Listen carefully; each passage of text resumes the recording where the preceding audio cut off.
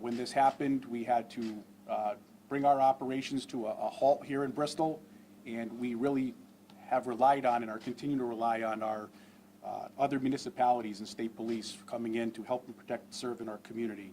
And they've been doing a great job. I can't thank them enough for that. We can't do this alone, and we're seeing that we're not alone. We're seeing that from all of you, the community, and all of our fellow law enforcement and first line responders. Very appreciative.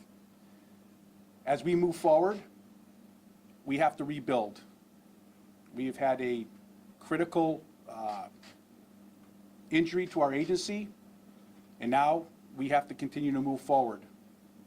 And that requires healing, and the wellness of our officers is of top priority. We often hear terms about heroes and such. Unquestionably, these people that serve on the front lines are truly heroes.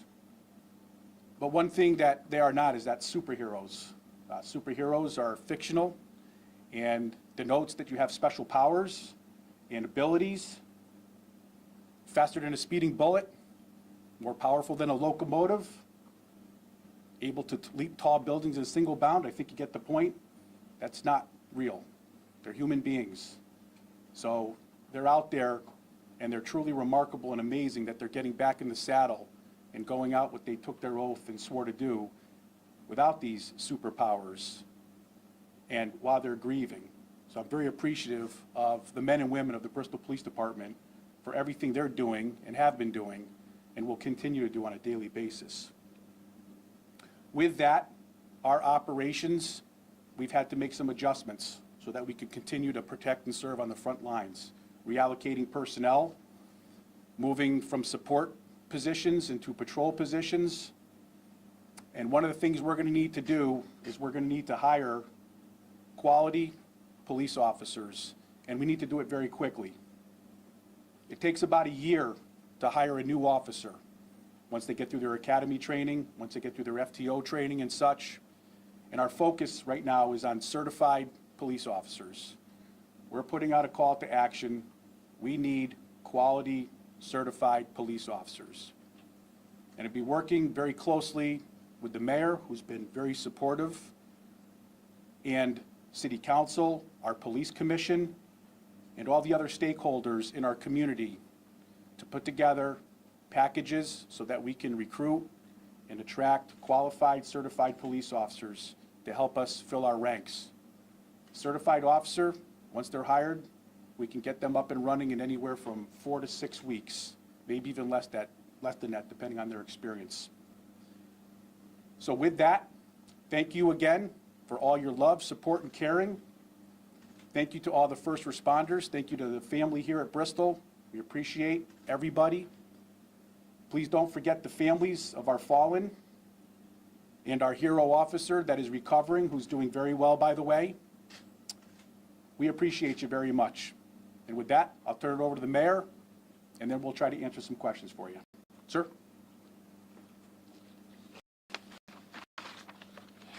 Thank you. My first thank you is, I guess, thank God that I can serve with a great police chief. He has done an amazing job through the most trying times and the most unthinkable tragedies. So you've done a great job, Chief Gould. I really appreciate that. I also want to thank the Bristol community. The outpouring of just sympathy, grief, and the need to help has been truly astounding. Most of you came up here, and if people haven't seen it, the media will definitely point it out to you that the memorial that's been growing downstairs is just remarkable. People want to do something, and people want to help, and we love that supportive service. So I'm going to talk a little bit about some of those things that have been done, and then I'm going to try to hope that I can push the community and the greater community of Connecticut and maybe across this country to stay focused on keeping this alive and moving this positive energy forward. The first comment I will make, though, just to echo the Chief's comments, is the need for police officers is obviously very pressing to us here in Bristol, but this is actually a statewide and a national problem. So I do hope that one silver lining from this tragic event will be that we have more people get involved in protecting and serving our community. It's one of the highest honors that we have, and I'm very proud of all of our officers and all of our first responders across the board. So out front, we saw a lot of visual reminders, letters, notes from children, people bringing flowers. We know that that's an important part of the healing process for the community, and we want that to continue. We have seen food, literally food come in here, 3 or 4 days worth of food every day for our police officers here, and we love that kind of support. I'll talk a little bit later on how we can harness some of that. The real big update that I did want to give today is the financial update, and I wanted to reiterate to everybody there are 2 major funds that are approved by our Bristol Police Department where funds can go to help these families. And there's been a lot of other ancillary things that have been done, from Tunnels to Towers to the Greg Hill Show in Boston and others. All of these funds and all of the money that's coming in is going to be directed through those 2 major funds. The first is Fund the First. That's been up and running through the Benevolent Police Association for 11 days. Mark that number, 11 days. To date, there's $515,955 that's been donated to that fund, and that's obviously coming from all across the country. Tremendous support, and that needs to keep coming. The second major fund that we want to make sure people know about is called the Bristol Police Heroes Fund. There is a brand new link up there that people can look up. It's thomastonsavingsbank.com/heroes. That fund in the bank right now is $310,000. I believe that we're probably approaching $1 million with all the funds that are out there, and I'll tell you, a quick story here, and this tells me how engaged the community is about this, and really just is something that makes my heart melt in this all-heart city, which is a great thing. So I received a check in the mayor's office that hasn't been deposited yet, a personal check from a gentleman in Old Saybrook for $30,000. That's a personal check for $30,000. That's amazing. On the other side, we were at the wake just a week ago today for Hamzy, and a gentleman came in, and he was not, fully dressed for a wake, to be very honest. Looked like he was a man down on his luck, and he looked at me and he said, "Where's the donation place?" And our donation at that point was set up at the police department down here. And we said, "Well, these are cards for the family." That's right there. Took something out of his pocket, put it under the cards, and walked out. I picked up the cards and found a crinkled up dollar bill. And I know in my heart that was probably the last dollar that gentleman had for that day. And I understand the need for people to give and to support. And it was truly moving to me, and I need to see that support continue throughout the community and throughout the state. It was just a tremendous thing. By the way, I went right away and delivered it to the police station at 9:30 that night and put it right into the basket, and people have been coming in nonstop doing that. So that's great. We've gotten a ton of questions from the community. How are we going to memorialize this? How are we going to take this momentum forward? And next week, we actually had to postpone our police commission meeting, obviously because of these events, but we're going to have a special meeting next week, and we are going to put together a subcommittee that is going to take people from mainly the police commission, but also from other city departments, to make sure that we put a subcommittee together to take all of the energies that have come together and make sure that we memorialize these fallen officers in the most appropriate way. So there's a lot of suggestions coming in. We want to continue those suggestions. You can send those in through the mayor's office. You can also go through the Bristol, Connecticut Police Department Facebook page. There'll probably be links set up on their web page. We're going to put a Google Doc out there, and we just want the ideas to keep coming in. There's been so many of them, and we'll take our time and vet them and do the right thing for all of them. The last thing that I do want to say is that we need to coordinate efforts. I'm going to give you one simple one. It's the food thing. We've actually given a lot of food to our shelters that comes in through the police department, because we got to keep these officers in shape. They can't eat all that food, so we're sending the extra food out. But if people have ideas or they want to put together a benefit or fundraise or offer food, we just ask that you check with us in the mayor's office or the Bristol Police Department on the non-emergency line. And we can coordinate that and keep that going. The other thing that many of the media probably saw coming in here, and certainly the people of Bristol see, that right now I would guesstimate that if you drive around in the evening hours or early morning hours and you see blue lights out there, there's 50% of the town is blue lights right now. You can't get blue lights locally. There's blue Christmas lights. There's ways to do this. You can order online. I'm not going to plug any one company, but we all know where we can get blue lights. I hope that we light the city of Bristol blue right through the holidays, and I love to see 80 to 90% participation, and I hope that goes across the state and the rest of the country as well. So that's all for me. Thank you very much. Chief, Sir. you talked about recruiting.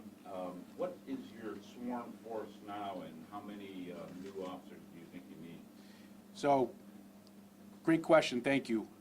Our sworn force, we have an allocation of 122 sworn, and at our current levels, we are at approximately 90 deployable at the moment. Now, that doesn't mean that we're missing officers out of our ranks. That means we have officers that are currently in the police academy. We have other officers that are out on maybe a long-term injury leave, but they're not deployable for us at the moment.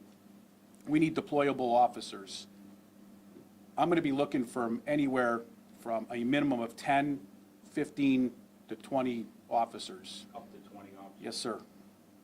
And that's what I'm going to be working on very hard with our stakeholders here in the city.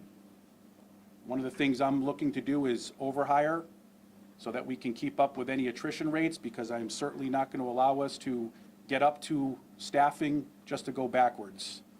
So that's going to be one of my big pushes. Thank you for the question. And the next question is Officer Iarato. He is recovering. Do you expect him to return to the force anytime soon? Officer Iarato is a true hero, and I know he can't wait to come back. So he's recovering, and I think we're going to see him back rather quickly. In fact, I'm probably going to have to be putting the brakes on him to make sure that he gets well. If he had it his way, he'd be in here right now. Chief, do you expect him to go back on patrol anytime soon, or would he be working in-house for a while? So we would definitely start off in-house for a while. It depends on really how long his injury takes to recover. Anytime you're out of the patrol division for that long, we always have to kind of work your way back in. Maybe policies have changed, laws have changed and such. So there'll be an ease-in process. And of course, his number one is his well-being, his mental well-being as well. How's his So injury? His physical injuries? he's doing very well. You know, I don't know if you saw, but he was honored with walking in the honor flag at the funeral on Friday, and he did it without his crutches. You know, so he's a true, he's very committed, and he will persevere. Chief, we're talking a lot about, you mentioned it yourself, officer wellness. Yes. And making sure that these officers begin their healing process. It's been an unbelievably difficult week and a half. What's happening internally here at the police department to make sure that officers are healing, that they are feeling well after just such a traumatic event? That's a great question, thank you. So we have a whole bunch of peer support teams in our department. If you were to walk in right now, you're going to see civilians, physicians, members of other police departments that are part of peer support groups inside the department right now. They've just been deployed in there. They're meeting with our officers. We have our own employee assistance program here through the city. We're utilizing everything and anything we can. We're doing critical incident stress debriefings. We're all working together to identify who needs help, who needs more help. Officer wellness is a top priority. And as you know, with any trauma, it could be the day of, it could be the day later, it could be 6 months from now. So this is going to be an ongoing process, and it's all about our peer support teams and utilizing everything, right down to having, you know, we've had dogs coming into the department, our therapy dogs, anything we can, and I am certainly open to anything more to get these officers well. And have you heard from officers already eager to join the force Yes, here? yes, it's truly amazing. So I won't ever able to ever say this enough. All three of those officers, and Alex and Dustin, incredibly just wonderful human beings, caring, loving, and there is no doubt that that has been contagious, and I believe that's why the community and everybody else is turning out the way they did and are continuing to do so. Incredibly brave as well, and I think their actions have put a call to action out, and I've absolutely been approached, whether it be through, writings or personal conversations from people who are saying, I've always wanted to do this job, just never committed to it, and this has changed my direction, and you'll be seeing my application. So I think it has sparked an interest, and that's wonderful. As for the memorial out front for either the mayor or the police chief, how long do you envision the memorial being there for the public, for the officers, for everyone to enjoy? Yeah, I think the grieving process is different for everybody, as I talked about in my speech on Friday. So I would anticipate that will probably be a couple more weeks that are out there. There is that movable statue that came from New York City, the St. Michael statue that's absolutely beautiful. In some ways, I hope it stays here forever because it moves from officer-involved death to different places. But this is part of what we're going to talk about in our subcommittee that will be formed quickly. I can tell you already that there are flowers that are being saved, and every single day there's 3 ladies here, Public Works and the police the police administrative staff that are changing those flowers out. They're taking those flowers, they're saving them, they're preserving them. We have a streetscape that will get built out front. We're in the middle of a downtown revitalization, and all of that streetscape needs to get done. We'll have benches that are made from some of this stuff. We will hopefully take some of the flowers and put it into the streetscape, and so we're trying to be thoughtful about that. So much of this has been just organic, and so I couldn't give you an exact day or time that it's going to stop, but I'm still amazed every evening when I'm leaving a meeting, I'll see 4 or 5 people out there coming from all over. So we're going to do what we have to do to make sure that the community heals. And for both you, Chief, and you, Mayor, how are you doing? Oh, that's a great question. Mayor, if you want to go first, then I'll follow up. Yeah, I'm following his lead. I have never seen somebody be so strong. You guys can tell I'm a pretty emotional guy. I have grieved for, it's literally 2 weeks now. It's been the hardest thing that I've ever gone through. But I think I'm personally being strong for the city. I'm ready to move forward, and I have great hope and vision for this great big small town. So doing well. Thank you very much. Thank you for the question. I echo that. Very, very blessed to have wonderful support groups. I want to thank my brother and sisters who are part of the Connecticut Police Chiefs Association, who have been, riding along as well and helping me out. There's been a tremendous outpouring of caring from so many different people and helping us all to get through this. But my number one concern is for the men and women of the Bristol Police Department, for the families, and for our community here. So there's no choice but to have resolve and get through this. That's what these people all deserve, and that's going to be the priority. But thank you for asking, appreciate it. Chief One Assault? last question. Where do we direct people who are interested in becoming officers? That's a great question. So we have all our applications are done through the City of Bristol. All they need to do is get onto the City of Bristol official webpage, go to our human resources or job apps. You can sign up as well on job app, which will notify you, and you can apply right through the internet there. And also for those who want to fill out, can come down to City Hall to the Personnel Human Resource Department and fill out applications. Chief, no one has a chance against these assault weapons, which are banned in the state. Are you concerned that there's still too many out there? So, I'm going to reserve comments for that to find out what the overall investigation shows, so that I'm 100% confident on what exactly happened And you'll be hearing more about all that once the investigation details come out. Chief, Thank you. I know you can't comment on the Yeah. investigation itself, but since this happened, has there been any change in, I guess, training for your officers, what you tell them about how they respond to these types of calls? So we have to do a complete debrief of what happened, and a lot of that debriefing is going to come out of what the investigation showed. At this point, what I know, that there was nothing that they could do at that moment. They were completely ambushed.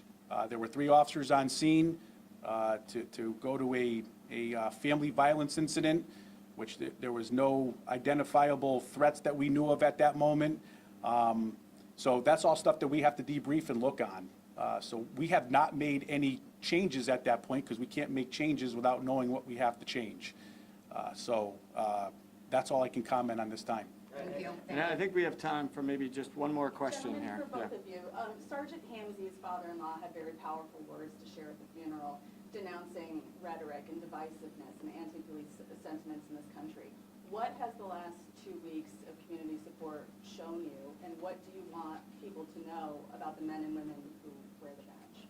Yeah. And let me start with that one and just say that with an incident like this, a lot of emotion comes out. And, you know, Jeff Scott was directly involved with the funeral process. He's a funeral director. And so we are going to hear emotional pleas from people. And I think the message out there is hope, grace. We need to move forward and get all of the information together before, as the chief said, to start making assumptions or you know, moving beyond it. It's a political season right now too, so it's a difficult time, and I think we'll hear a lot out there. I think both of us will reserve comments on some of those grounds to let those things work out, and everybody heals differently. So I think those are my comments on that. I don't know if you have anything else to add. No, I think Yeah. the community's already showing us what we want to know about these officers. You know, from the story the mayor told about possibly the last dollar bill to cards and people, you know, hand sketches of our officers, that's beautiful. And that's what we're seeing from our community. So their message to us is loud and clear, especially here in the city of Bristol, that they support their police department, and we support them. And we're privileged to serve on those front lines here still, and we're very thankful to them. Thank you. Thank you, guys. Thank you. Thank you all very much.